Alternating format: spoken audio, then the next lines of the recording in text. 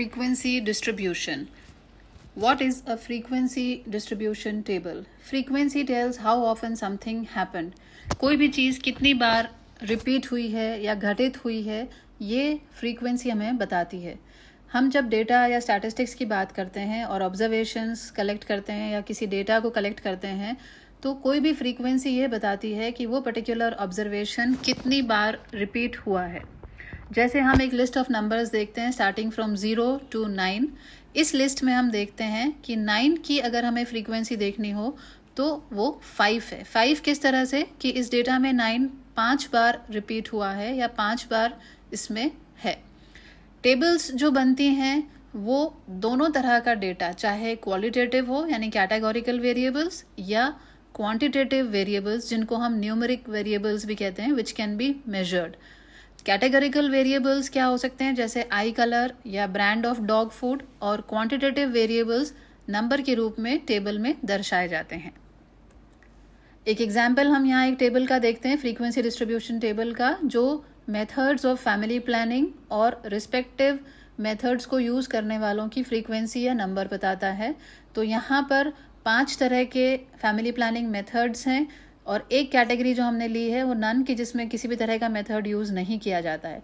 ये टेबल एक clear snapshot देती है डेटा का, जो पैटर्न बताती है कि मैक्सिमम नंबर ऑफ इंडिविजुअल्स ने किसी भी तरह का फैमिली प्लानिंग मेथड यूज़ नहीं किया, क्योंकि उनका नंबर यहाँ पर 307 है. ये डेटा जब आप एक टेबल में देखते हैं, फ्रीक्वेंसी एंड द कैटेगरी, तो क्लियर कट एक पैटर्न उस पर्टिकुलर ऑब्जर्वेशन का यहाँ हमें पता चलता है. अब फ्रीक्वेंसी डिस्ट्रीब्यूशन टेबल यदि अगर हम बनाना चाहें तो किस तरह से उसको बनाया जा सकता है, उसको हम एग्जाम्पल्स से देखते हैं. फ्रीक्वेंसी डिस्ट्रीब्यूशन टेबल को बनाने के लिए टैली मार्क्स यूज़ किए जाते हैं. जैसे अगर आपने किसी घरों का सर्वे किया है, ये पता लगाने के लिए कि कितने पेट्स वहाँ पर उनके घरों में हैं, और आपको रिज़ल्ट 0 से 4 तक कि किसी घर में एक भी नहीं है और किसी में 4 पेट्स हैं. ये स्ट्रिंग ऑफ नंबर्स जब हम देखते हैं तो इजीली आप कोई भी इंटरफेरेंस इससे नहीं निकाल सकते हैं या इन्फेरेंस नहीं निकाल सकते कि कोई फ्रीक्वेंसी कितनी बार, कोई भी कैटेगरी या नंबर कितनी बार रिपीट हो रहा है. अगर इसका एक टेबल बना, फ्रीक्वेंसी डिस्ट्रीब्यूशन टेबल, तो it will make easier to understand. Frequency distribution table बनाने के लिए सबसे पहले हम कैटेगरीज लिखेंगे एक कॉलम में, यानी कि कैटेगरी हमारी इस केस में क्या है, नंबर ऑफ पेट्स, कि कितने पेट्स उस हाउस होल्ड सर्वे में एक एक घर में मिले हैं.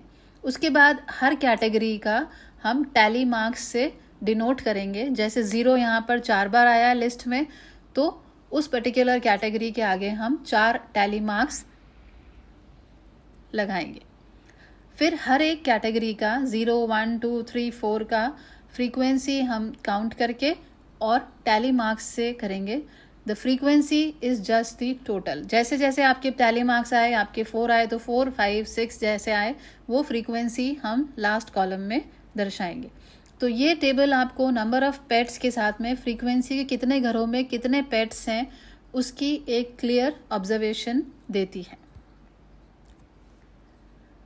थोड़ा सा एक कॉम्प्लिकेटेड एग्जाम्पल जहाँ पर हम क्लास इंटरवल्स की बात करेंगे. अभी हमने एक सिंपल टेबल बनाई थी. फ्रीक्वेंसी डिस्ट्रीब्यूशन टेबल डेटा को ऑर्गेनाइज करने का एक तरीका है, जिससे कि उससे बहुत अच्छे से एक पैटर्न, एक सेंस वहाँ से निकल के आए उस डेटा से. जैसे अब अभी हमारे पास अगर लिस्ट ऑफ IQ स्कोर्स है, IQ स्कोर्स यहाँ पर 118 से 154 तक के स्कोर्स की वैल्यू हमें दी गई है. इस लिस्ट से आप डायरेक्टली कुछ भी इंटरप्रेट नहीं कर सकते. यहाँ हम मिनिमम मैक्सिमम के बारे में एक बार बता सकते हैं कि 118 से शुरू हो रहा है और 154 पे ख़त्म हो रहा है. इसके लिए यदि हम एक फ्रीक्वेंसी डिस्ट्रीब्यूशन टेबल बनाते हैं तो इस लिस्ट से बेटर पिक्चर वो इस डेटा के लिए प्रोवाइड करेगा. उसके लिए सबसे पहले हम यहाँ पर एक क्लास चूज़ करेंगे कि कितनी कैटेगरीज हमें इस डेटा के लिए चाहिए. हार्ड एंड फास्ट कोई रूल नहीं है as to how many classes you can pick, लेकिन कुछ जनरल गाइडलाइंस हैं जिनको फॉलो करते हुए क्लासेस को बनाना चाहिए. जैसे हम 5 से 20 क्लासेस के बीच की रेंज ले सकते हैं. इस लिस्ट में जो हमें IQ की मिली है उसमें हम अबाउट 5 क्लासेस इजीली ले सकते हैं. और पहले ये इंश्योर करना ज़रूरी है कि जो 5 क्लासेस हमने ली हैं हर एक के अंदर एटलीस्ट कोई आइटम आए। जैसे अगर हमने 20 आइटम्स हैं और 5 क्लासेस ली हैं तो 4 आइटम्स प्रोबेबली हर कैटेगरी में आने के चांसेस हैं, ना कि 20 क्लासेस लें जिसमें हमें एक एक आइटम पर कैटेगरी ही मिले। मैथमेटिकली अगर हम चाहें कि क्लास चूज़ करनी है तो उसके लिए एक फॉर्मूला है लॉग नंबर ऑफ ऑब्जर्वेशंस, यानी अगर आपकी ऑब्जर्वेशन 17 है तो log 17 divided by log 2। log 17 की वैल्यू निकाल के और log 2 की वैल्यू लेके उससे डिवाइड करेंगे तो जो आंसर है वो 4.1 आ रहा है। इसको हम राउंड अप करेंगे तो ये 5 आएगा। अब डेटा को सॉर्ट करने की बारी है। सेकेंड क्लासेस, हमने उसकी क्लासेस चुन ली। अब डेटा सॉर्टिंग है कि जो डेटा हमारे पास है उसकी क्लास इंटरवल के लिए लोअर एंड अपर वैल्यूज़ के लिए हमें चाहिए। अब हम मिनिमम डेटा वैल्यू को मैक्सिमम डेटा वैल्यू से माइनस करेंगे। तो 154 हमारी मैक्सिमम वैल्यू थी, उसको हमने 118 उसमें से माइनस किया तो 36 आंसर हमें मिला। अब जो हमने क्लासेस चुनी थी स्टेप 2 में 5 क्लासेस, उससे इस 36 को डिवाइड करेंगे तो हमारे पास 7.2 आएगा। इसको हम राउंड ऑफ करेंगे तो इट विल बिकम 8। ये हमारी क्लास विड्थ हो गई कि क्लास की जो इंटरवल है वो कितनी होगी। 8 तक हम उस क्लास इंटरवल को या विड्थ को ले सकते हैं। अब हम लोएस्ट वैल्यू जो मिनिमम डेटा की है उसको लेंगे तो लोएस्ट वैल्यू 118 थी। इसमें हम क्लास विड्थ ऐड करेंगे जो हमने 36 को 5 से डिवाइड करके ली थी। 118 प्लस 8 ये हो गई 126। इसी तरह से ये रिपीट करते रहेंगे हम हर एक के लिए। जैसे 126 आया उसमें वापस से 8 जोड़ा, फिर 134 आया फिर 8 जोड़ा, फिर 142 आया 8 जोड़ा और 150 आया लास्ट में। अब अपर क्लास लिमिट्स के लिए, ये हमारी लोअर क्लास लिमिट आ गई हैं। अपर क्लास लिमिट के लिए कि किसी भी कैटेगरी में कौन सी वैल्यू हाईएस्ट हो सकती है, उस केस में हम क्या करेंगे कि जो क्लास विड्थ हमारी आई थी उसमें से 1 माइनस कर देंगे और फिर उसको मिनिमम डेटा वैल्यू में जोड़ देंगे। तो 118 हमारी मिनिमम डेटा वैल्यू थी, 8 हमारी क्लास विड्थ थी, तो 8 माइनस 1 7 हुआ। 118 में अब हमने 7 जोड़ा तो 125, यानी पहली कैटेगरी या पहली क्लास हमारी हो गई 118 से 125। इसी तरह से रिस्पेक्टिवली हम 126, 34, 42 और 50 पर +7 करते रहेंगे तो हमें पांचों क्लास इंटरवल्स और क्लास विड्थ्स वहाँ पर मिल जाएंगी।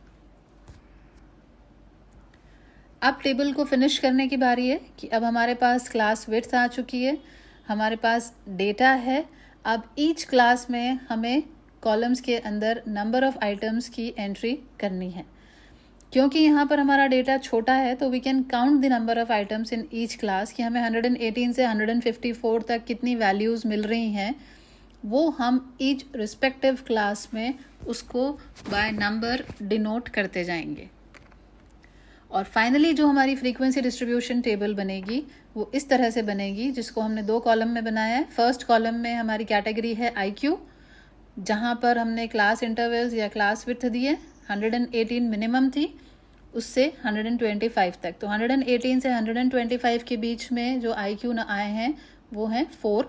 26 से 33 के बीच में 6 हैं। 34 to 41 3 हैं। 42 और 50 से लोअर वैल्यू से 2-2 नंबर या 2-2 इंडिविजुअल्स के IQ वहाँ पर मिले हैं। ये टेबल दर्शाती है कि मैक्सिमम इंडिविजुअल्स का जो IQ था वो 126 से 133 के बीच में पाया गया। Thank you.